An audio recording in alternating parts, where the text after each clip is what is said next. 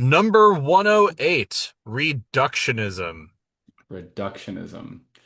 Also, oversimplifying and sloganeering. The fallacy of deceiving an audience by giving simple answers or bumper sticker slogans in response to complex questions, especially when appealing to less educated or unsophisticated audiences. Example, if the glove doesn't fit, you must vote to acquit, or vote for Smith, he'll bring back jobs.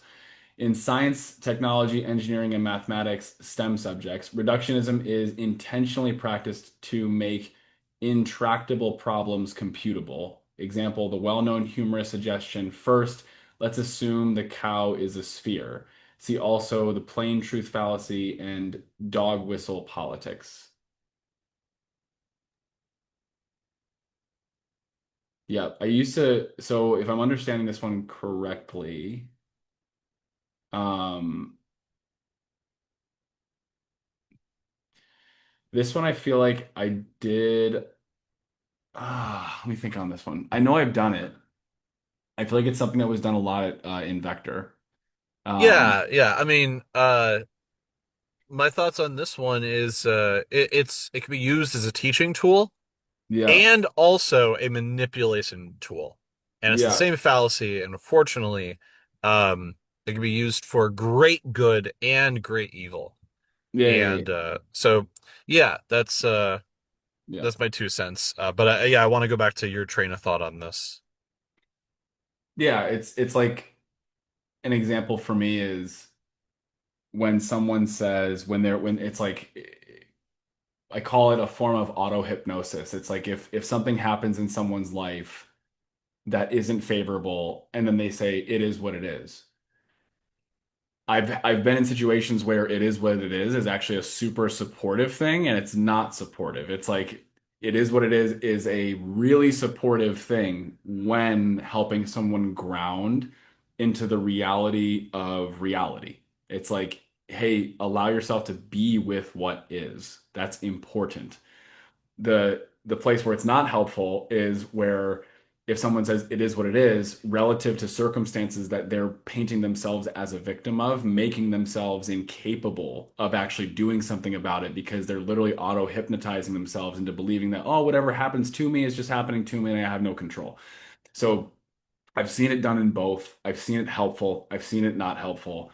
um it's Do you yeah, mind if I make that even simpler, what you just said? sure.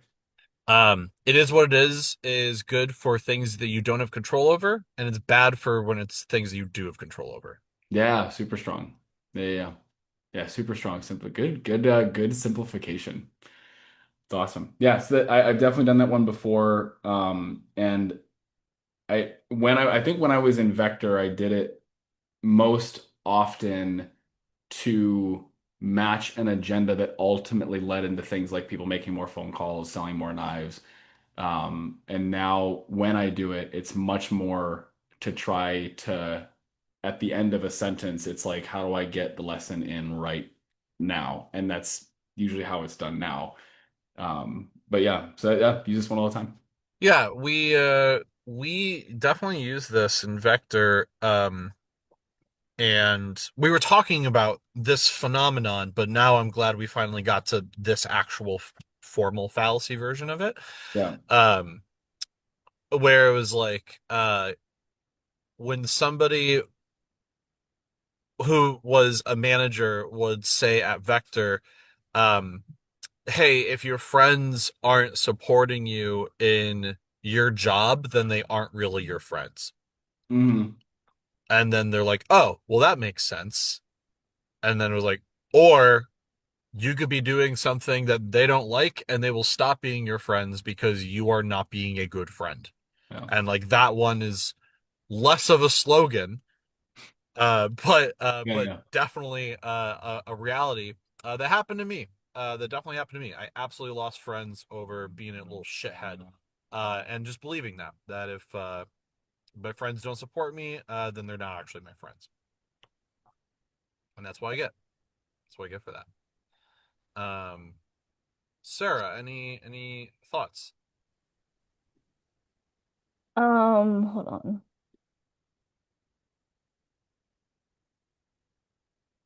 Well, okay. I guess yeah, this kind of hits a little bit right now, because I'm in a job where I have to create content with AI.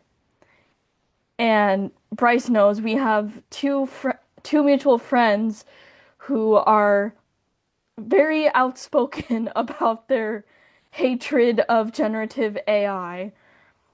And I brought up this job and I was like, or I think Bryce even brought it up too. And I was like, hey, can we not? Because like, I don't want them to like disown me from being their friends because of something I can't control. Because I can't control that this job wants me to use AI, you know?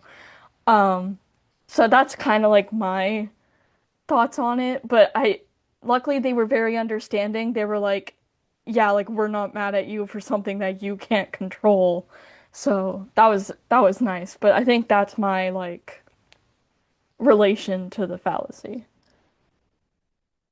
Let's go. That's just all AI is bad. Yeah.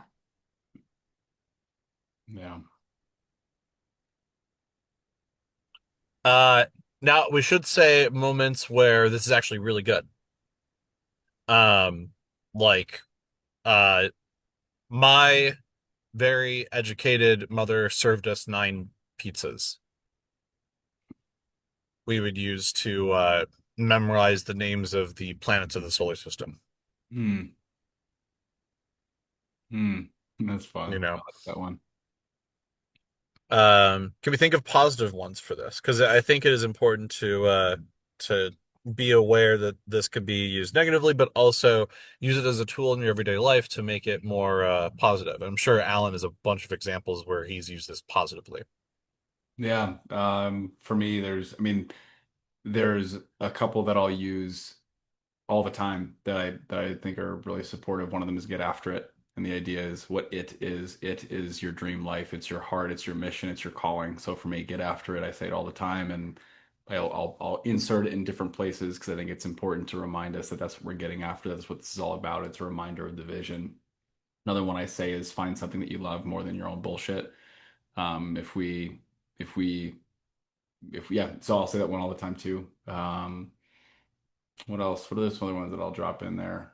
Um, I'll drop in. It's in the moments of decision that your destiny is shaped. It's a Tony quote.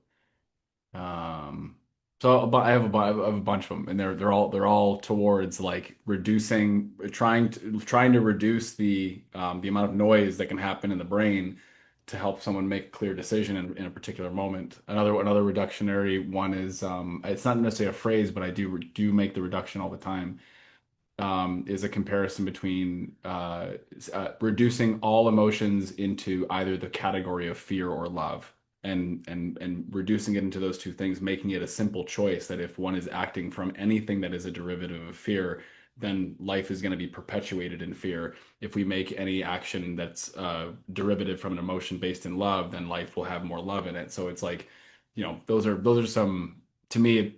I oftentimes will use reductionism as a form to make decision points more simple, more easy, more actionable, and then angling towards love and contribution and care and all that. Yeah, yeah. And unfortunately, when I was in Vector, when I had ones that were told to me that I now see that were manipulative, at the time I thought they were positive. Yeah. And so, unfortunately, it's really hard to like see the difference when it's being done to you. So, maybe just for a moment of clarity, and you don't have to do this all the time, but every once in a while might be good to say. Uh, Now, by the way, what I'm about to say is reductionism, but you follow your dream quote thing. Just so you know, they know that like, hey, this is because they especially when you're speaking, they trust you with what you say, like you have a lot of power. And so I think it's good to just let them know that like by saying that, you're more or less saying take it with a grain of salt. If this helps you, great. Yeah. Uh, you, You yeah, know what's interesting? I've been getting better at that recently. It's like I've been hearing come out of my mouth more often. I've been saying, don't take my word for it. Like use your own thinking. Do your own do your own thinking, may come to your own conclusions. This is just my opinion. This is just my belief system. This is just what I believe. I've been doing that more often, and honestly, like checking in with myself, I feel better doing that. It's like I don't like yeah, being Mr. Dictator of like this is the way to think. It's like, hey, this is how I think, and if you like it, you can adopt it, and if you don't, you don't have to, you know. yeah. I think it's really good. I Yeah. think it's a really good change. Yeah. I have one that is more like positive, I guess. Awesome. Yeah. Um, it's kind of like I can't take full credit for it because it's kind of like also Bryce encouraging me to say it, but it works. But when I'm having like a really hard time in a video game because of my dyscalculia, and then I like eventually beat something, Bryce is like, "Tell yourself you're amazing right now." And I'm like, "Okay." So then like I tell myself I call myself the best Bandicoot. I'm like, I'm the best Bandicoot. Like that's Oh. me kind of like reducing the negativity in my Oh, I brain. love that. I love that so much. I love both. I love both the tell yourself you're amazing right now. I love that. And I also love I'm the best Bandicoot. I love both of those. Hell, it's fire. Yep. That yeah. That's why I've been. I'll tell Alan he's the best Bandicoot too, and I'm sure there was some time where he's like, "What the fuck does he even mean by that?" But it's whatever you want the best Bandicoot to be in yourself is. It's whatever you think it means in the best way. That's how it should be taken.